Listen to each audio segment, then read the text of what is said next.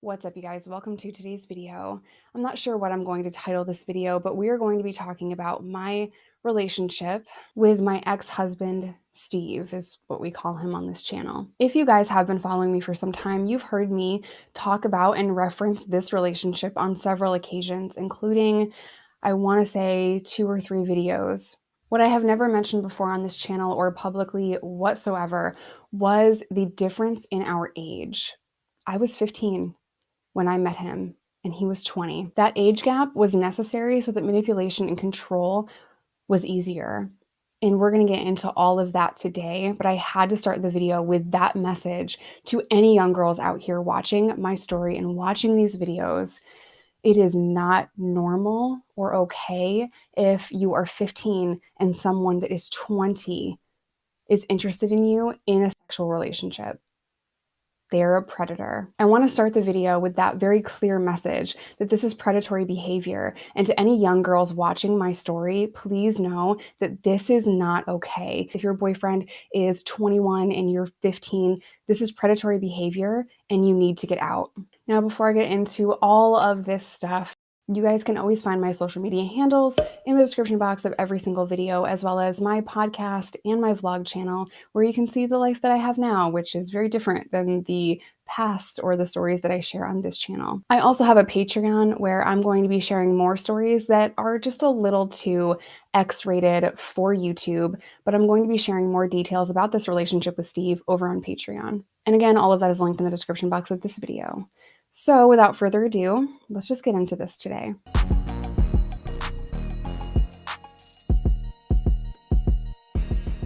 Now, I really want to start at the beginning of this relationship with Steve, just so that you guys could understand things that happened from my perspective. At this time in my life, I was living with my dad and my stepmom, and I was visiting my mom on the weekends. Now, my mom and my dad, they lived about, 30 minutes apart from each other. So I would go there on the weekends and spend the weekend with my mom. And that is where I met Steve. And I'll never forget the day that we met. My mom had this porch on, the front of her house, and Steve was walking up the hill to come to my house because we had a mutual friend that he was supposed to be meeting there, I guess, or something like that. I don't know. But I'll never forget him walking up this hill, and I'm like, oh, that guy looks cool. He was wearing a Pennywise t-shirt and like UFO pants. I'll have to insert a picture. I don't think you guys are going to know what I'm talking about. But I'm like, oh, he looks cool. And Steve asked me like, hey, is this person here? And I said, no, I haven't seen them. They're not here. And that was kind of the first time that we had met, which wouldn't seem like a significant mention, but later on that night, I went over to our mutual friend's house and Steve was there as well. Now, keep in mind, I am 14 years old. I'm supposed to be at my mom's house on the weekends for visitation, and I have snuck off. Maybe I told my mom where I was going, maybe I didn't. I'm 14 years old, and I'm over at my friend's house who has an apartment, so obviously this person is older, and I'm there with a couple other of my friends. And we're drinking and we're hanging out, we're laughing, we're playing games, we're playing music. Like, we're all just having a really good time. And it was very obvious, like pretty quickly, that Steve was kind of interested in me. He was asking me a lot of questions, like how old I am. And I think I'm 90% sure I lied to him about my age because I didn't want him to know that I was so young, which was something that I did very often, because I was a child. But I lied about my age, probably. And I would like to add in here that this was a very common situation for me. I always found myself at older people's houses. I always found myself, drinking around 21-year-olds. And it was just a normal thing in my life. Like, no one questioned me. No one cared that I was so young and I was using drugs or selling drugs or drinking alcohol. I was never really messed with like that. Like, no one ever was like, yo, hello, 14-year-old, let's not get this 14-year-old drunk. No one cared. It was so normal that I never even stopped to think that it was a bad thing, right? Like, I never thought about it because I was a child. Now I'm 32 years old and I'm a mother, and I just cannot grasp the fact that I was so young doing all of these things. I was being so reckless and so irresponsible, and no one around me even batted an eyelash. We're going to get into it though. So I remember just hanging out that first night, just drinking and having a good time. This was the summer before I turned 15. So I want to say this was like late June, early August. and I turned 15 on September 15th. Well, more and more and more, Steve was coming around, and I kept seeing him in different places. And at this point in our what was then friendship, things started to kind of take a turn. He would ask me questions, and I would basically lie to him because I liked him. I thought he was really cool and interesting. And I kept lying to him about everything: my age, the kind of music I liked. I mean, literally everything. I lied because I liked him because I was a child. Now I turned 15. I'm 15 and he is 20, and we started dating. And I actually lost my virginity to Steve. Now, no one really batted an eyelash when we were friends and drinking and hanging out, and no one really seemed to say anything or care. It was super, super normal. When we started dating, it became a problem for a couple of different people in my life. The first being my dad and my stepmom. They had a lot to say about it. They didn't like it for obvious reasons because I was a child, and they were really, really angry when they found out about the relationship. My childhood friend, she was 1 year older than me, and she's like, no, like, this is not okay. Like, why can't you date somebody your own age? Find someone that is your age. But for me, like, I didn't like anyone my age. So our relationship I had to keep under wraps, but eventually people found out about it, and the only people that were really upset were my dad and my stepmom and one of my friends. But one of my friends, she, was so supportive still of me because she's my friend, childhood friend. Like, I took my first steps at her house. Everything just kind of became normal. The more Steve and I hung out, and the more Steve and I hung out with other people, it just became more and more normal, even though it wasn't normal. Like, this is predatory behavior. This is not normal. I'm not mature. He is a predator. And I know that is a very harsh term, but that is what is happening. So Steve love bombed me, and I really thought that, like, this was going to be my person, and things were really, really good. And we've had so much in common, even though I was completely lying to him about every single thing of my life, right? But I believed that this was going to be the person that was like my person. That, like, happy honeymoon era didn't last that long. That turned into the most controlling, suffocating, manipulative relationship that I had ever been in. And it became harder and harder and harder to be with this person. So, Steve had other mental health issues besides narcissistic personality disorder, which I don't think he's diagnosed for, because oftentimes people that are narcissistic don't go in to get a diagnosis for that. But having experienced this abuse myself, I know that I know that I know that he is narcissistic. And he also had another mental health issue that I'm not going to say because I don't want that demonized. And the mental health issue that he struggles with is also very gaslit and used in everyday conversations as if it's like a normal thing. And I don't want to paint a picture badly of people that struggle with the other mental health issue that he struggles with. I felt as though over and over and over again, like, I couldn't leave him alone because he would threaten to take his own life. If I wouldn't answer the phone or text him back or be where I said I was going to be, he would again do this. He would follow me all around and stalk me. Stalking might seem like an aggressive term, but this was a scenario where if I didn't go to my mom's house on the weekends, it was a problem. Like, if I'm like, oh, I'm going to stay at my dad and my stepmom's house this weekend, I'm not going to come up there and visit you, it was a serious problem. And he would, without a car, find a way to get to my town and try to look for me. He had people spying on me in that town. And if I was at a party, he would be notified because people would be spying on me. Like, it was the most tense and uncomfortable situation that I could possibly even be in. While at the same time, I am on supervision, like, I'm on paper. So I already have legal issues. My parents are obviously, like, losing control of me. I am a completely angry, out of control teenager with a predator boyfriend who is following me all around this town and creating all this drama.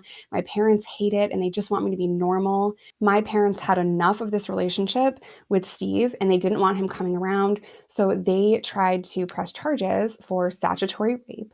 And I was very uncooperative in the investigation. I said that I will not cooperate, I won't talk. The phone that I talked to him on, I threw it in the garbage. Like, I will not help you with this whatsoever. I will deny that I even know him. And I was very, very aggressive to that point. My parents at the same time had also figured out that as a 16-year-old girl, I had a secret apartment from them. So can you imagine everything that I put my parents through? I can't. We have a great relationship now, but I put them through so much shit, and that sucks. It's something that I will always have, guilt for. It's something I'll always feel bad for. It's something that I wish I could take back, but we are where we are. So they're done, right? Like they're so fed up that I'm in this relationship with Steve.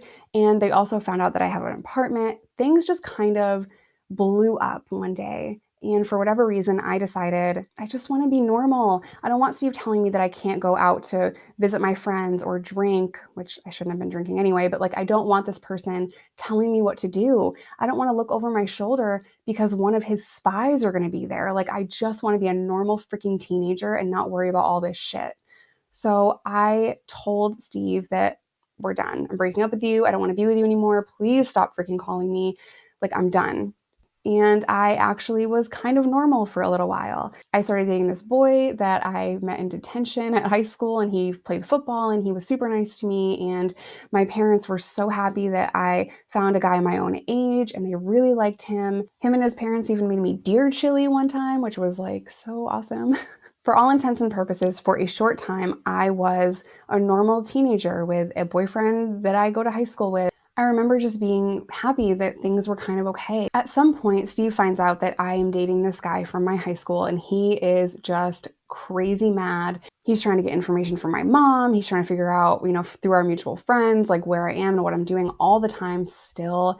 And I'm trying to like be normal, but also this person like will not leave me alone. At 17, I catch my first felony and I meet Randy, and I was so in love with Randy, as I have mentioned several times on this channel. Now, you guys know a lot about that relationship as well. Just quick recap, Randy and I were both very addicted to drugs and that lifestyle, and our relationship was pretty toxic between incarceration and parole and drug use and all kinds of, crazy things, cheating, and it was just a lot. Well, and then I have Steve, who is constantly trying to figure out a way to weasel his way back into my life. There were several occasions where Randy and Steve would get into confrontations because Steve kept trying to come around and find me or take me out of a party. And, Randy was like, I don't fucking think so, back up.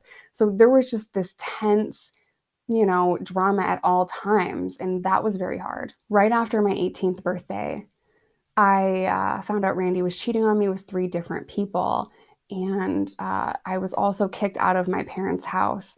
And I felt like I had nowhere to go. And I didn't know what to do. I didn't know who to call. I couldn't stay at my friend's house because all their parents hated me. I couldn't stay with Randy because he was just cheating on me. Also, he was on parole. And I just was walking around one night after my parents kicked me out, afraid and scared. And so I called Steve just to kind of vent about the situation. Now, at this point, Steve is homeless, living with his brother and sister-in-law, and he didn't have a car, didn't have a job, absolutely nothing, kind of just couch surfing. But somehow he found a way to pick me up, and I stayed with his brother and sister-in-law for a little bit. Because of all of the terms and conditions that I was under because I was on parole, marriage was the only way that my PO was going to allow me to stay where I wanted to stay. The whole situation was so unbelievably dark and so difficult for me. Our relationship after that moment was something that I never thought I would escape from. He, again, was so controlling and so manipulative and emotionally abusive. He would do everything from tell me that I wasn't allowed to wear makeup and I couldn't get tattoos, I couldn't wear short shorts, I couldn't go out, I couldn't go to parties, I couldn't hang out with my friends. He isolated me from my family, my mom in particular. He would show up at my job. Keep in mind, your girl actually got a job at 18. I was a CNA at a nursing home. And he would show up at this job. It was a very demanding, very difficult job, but he would show up to make sure that I was where I said I was going to be, like at work. He would call constantly to make sure I was there, and it was so embarrassing and so controlling that all I wanted to do was unalive myself. That is how bad this relationship was. Steve and I would fight almost every single day, and on several occasions, now we're married and living together, I got us an apartment. On several occasions, I would tell him, just crying, tears. I was so miserable. I just wanted to escape. I just wanted to get out. I said on several occasions, I just don't want to be with you. All I want to do is be with Randy. Like, I miss Randy. And I would be like high or drunk, crying about Randy. And then Steve would want to go look for Randy to beat him up. Like, how about you just leave me alone? I was so young and I was so unable to see that this was emotional abuse. And because I thought that he didn't hit me, that I wasn't in an abusive relationship.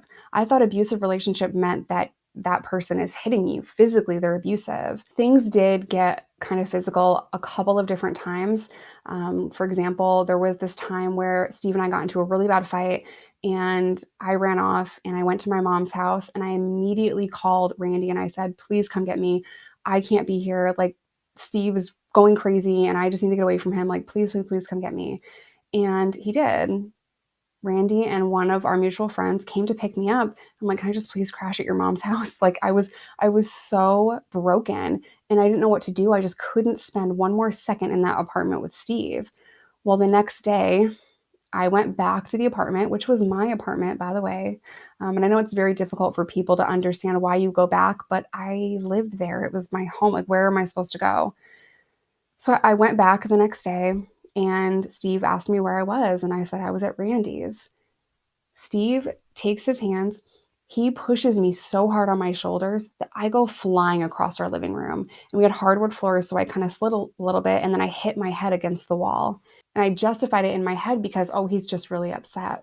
Slowly but surely, Steve lost control over me. He lost control over every single thing. He could no longer manipulate me. I wasn't listening to whatever he told me that I had to do.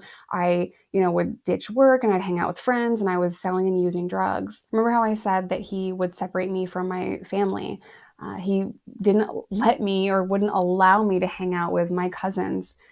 He thought that they were scumbags or they were trash or they were junkies. That really upset me because those trash cans are some of the most kind and genuine people you'll ever meet. And they do festivals and like make hemp bracelets and they smoke green and they're really, really cool. One of my cousins did struggle with the harder stuff. He was my favorite. Okay, moving on. Steve didn't want me hanging out with my cousins because he knew that whatever I asked them to get for me, they would get for me. And they had absolutely no loyalty to Steve because Steve tried to get them to tell him where I was and what I was doing and who I was with. My cousins were like, fuck you. I'm not going to tell you shit. Ask her. Ask her yourself. I'm going to spy on my baby cousin for you, bro. Good try, though. And Steve didn't like that. He knew immediately that he could not manipulate or control my cousins to spy on me, and I wasn't allowed to hang out with them. The same thing was increasingly more true with my mom. So over time, I could no longer go to my mom's house without Steve present. Well, one day my cousin asked me for a ride somewhere and I gave him a ride. And what happened was my cousin is like almost 6 feet tall and he is significantly larger than I am.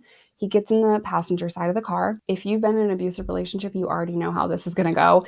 My cousin moved the seat back and reclined it a little bit. So obviously a man was in that seat. I take my cousin where he's going and I go, back to the apartment, fall asleep. The next day, Steve gets in the car and he sees that the passenger seat has been moved and reclined. He flipped out because no matter what I did, no matter where I was, who I was with, he always thought I was cheating on him constantly, constantly screaming at me for cheating on him. Just as real as I can put it, I just wanted to be left the fuck alone. And it was not happening. He wouldn't leave me alone even at my job. So Steve sees that the car had been reclined, like the seat in the car had been reclined. He comes up, he starts yelling at me, and he's like, why? Like, who is in the car? Who are you fucking? Blah, blah, blah, blah. And I can't tell him I was with my cousin because he's going to know that I probably have drugs. Also, Steve did find heroin in the apartment on a couple of different occasions and knew that I was using drugs. So what do I say? I can't say that I was with my cousin. And if I don't say something, like, you're going to think I'm cheating on you. So I'm like, I don't know what you're talking about. Okay. Well, Steve said, I'm leaving. I'm packing up all my shit, which was literally like a garbage bag full of clothes. Like, this is my apartment. His name is not on the lease. He doesn't have a job. This is my apartment. Okay. So you can take like your Xbox and your clothes. But I left the apartment and I thought, like, when I go home, he is not going to be there. And I was so happy, but I still didn't think that it was true. So I stayed at my mom's house for like 6 to 8 hours. And when I went back to the apartment, it was gutted. Like, he took the light bulbs, the towels, everything, and he left the couple of wedding presents that his family bought us on the coffee table. I just remember thinking like, bro, you could have taken the floor tiles. I don't give a fuck. Like, I would have been so happy if I came home to no floor tiles as long as you were not here. Then the smear campaign started, and that smear campaign has been going on for 13 years. 13 years. Still, he will talk bad about me in any way, shape, or form to anyone that will listen. And it took a really long time to get the divorce finalized. And the reason being is because I was traveling all around the country and not establishing residency between prison bids and traveling all around the country on, magazine crew, not establishing residency. It took a minute. So the divorce took a really long time, but I am now officially divorced from that person.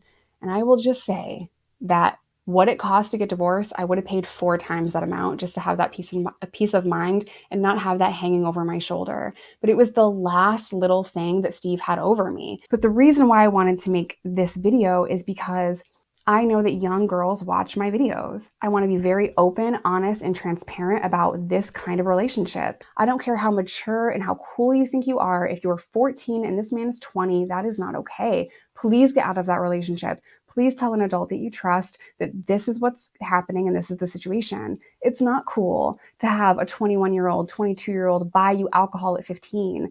These are not normal things. And it is crazy to think that for so long, I thought that this was normal or that I was just mature and no one questioned my age. So why would they question it now? Like, no, this was never an okay or healthy or legal or any of that relationship. This was a predatory relationship. And the reason why the age gap needed to be that large is so that he could manipulate and control me even further. Something to note here as well is that narcissists and predatory people do not abuse every single person they meet. So he has a normal life, girlfriend and kids. He has a normal life. But these qualities are very much who he is. He preys on people that he can easily manipulate and control. And that is not somebody that I want in my life. That is someone that I'm so grateful that I am free of. The whole point of making this video is so that young girls will see this and hopefully hear what I am saying. When I tell you, you might think you love this person. You might think that this is like the best relationship ever and you're just really mature and age is just a number. You might think all of those things. Age is not just a number. When you are 15 and that person is 20, there is a reason a 20-year-old goes after a 15-year-old and not someone their own age, because someone their own age or older is more difficult to manipulate and control. And you might think that you love this person when you're 15, but when you're 30, you're going to understand how awful and how manipulative and predatory that relationship truly was. I chalked a lot of this up to I was a drug addict. Well, of course he's treating me this way. I'm a junkie. Of course he's telling me I can't go anywhere. It's because I'm a freaking drug addict. He can do this because I am a horrible person. I really thought that about myself. I really thought that you can treat me however you want because you're in a relationship with a complete fucking junkie. I really thought that about myself. Instead of reaching out to try to get help to find recovery, I thought that's who I was and it just was what it was. No. If you are struggling with addiction, I'm a partner with Groups Recover Together. They offer both online and in-person treatment. They offer medically assisted treatment and therapy for life. They believe in harm reduction, and they're just such an amazing team of people. I always leave my landing page with them in the description box of every single video. If you want to see more videos about my abusive relationship with Steve, I will leave them on the card up here. I'm going to end today's video here. As always, I love you guys. Stay safe. Stay in recovery, whatever that looks like to you. Please be aware of all of these warning signs, especially if you're a young teen. Healthy, normal 20-year-olds do not date 14 and 15-year-olds. It is predatory. Bye, you guys.